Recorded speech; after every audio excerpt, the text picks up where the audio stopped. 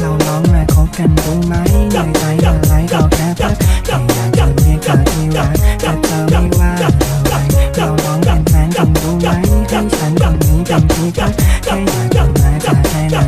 ไม่ได้ต้องการอะไรจากคนเรื่องข้างๆเวลาที่เธอเริ่มเหงาใจจะเป็นคนกระชับน้ำตาเวลาที่เธอไม่เหลือใครอดีตที่ผ่านมาช่างจะไม่เป็นไรแต่ใจที่เธอทำลายเธอจะเป็นคนรักษาเองขอให้เธอต้องมั่นใจกับความรักที่ให้เธอถ้าเธอมอบหัวใจให้ฉันจะดูแลมันอย่างดีจะไม่ทำให้เธอต้องหลับและทำให้ปลอบช้ำสัญญาที่ปลอบใจให้เธอได้รู้ว่าที่ให้เธอได้เห็นว่าเธอคนเดียวให้เธอได้รู้ในใจของฉัน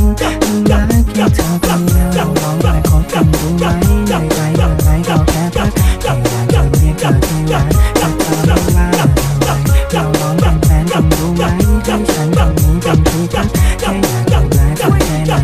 ไม่ได้ต้องการอะไรมองมาที่ฉันสบตากับฉันสักพักได้ไหม